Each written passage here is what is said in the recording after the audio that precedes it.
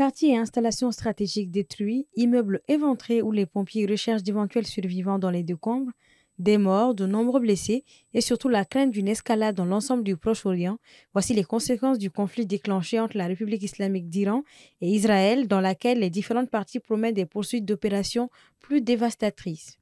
De vendredi à ce lundi, Israël dit avoir frappé à Téhéran des centres de commandement de la force Code, l'unité d'élite des gardiens de la révolution chargée des opérations extérieures, des sites de missiles sol-sol, l'aéroport de Mashhad ou encore des installations militaires dans l'ouest du pays, tuant des hauts responsables militaires du pays et des scientifiques du programme nucléaire iranien. L'Iran a lui tiré des missiles sur plusieurs grandes villes d'Israël, provoquant des destructions massives. En Iran, les frappes ont fait au moins 224 morts et plus d'un millier de blessés, a annoncé dimanche le ministère de la Santé. Côté israélien, les ripostes iraniennes ont fait au moins 24 morts et près de 400 blessés. Ce matin, la Chine a exhorté les différentes parties à prendre immédiatement des mesures afin d'apaiser les tensions. Quant au président américain Donald Trump, allié d'Israël, il affirme qu'il est possible que les États-Unis s'impliquent dans le conflit et a évoqué la possibilité que le président russe Vladimir Poutine joue un rôle de médiateur entre l'Iran et Israël. Une probabilité que les Européens désapprouvent, estimant tout de même que la diplomatie reste le meilleur moyen. Well, I hope there's going to be a deal.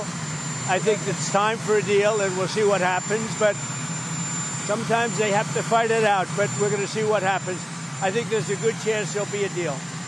Je ne crois pas que la Russie, qui aujourd'hui est engagée dans un conflit de haute intensité, a décidé de ne pas respecter la Charte des Nations Unies depuis maintenant plusieurs années, puisse être en quoi que ce soit un médiateur.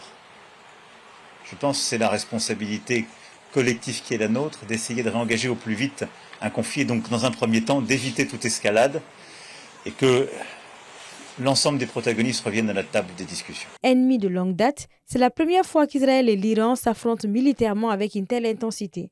Le Premier ministre israélien Benjamin Netanyahou a laissé entendre que les frappes israéliennes sur l'Iran pourraient conduire à un changement à la tête du pays, affirmant avoir détruit la principale installation du site d'enrichissement d'uranium de l'Iran.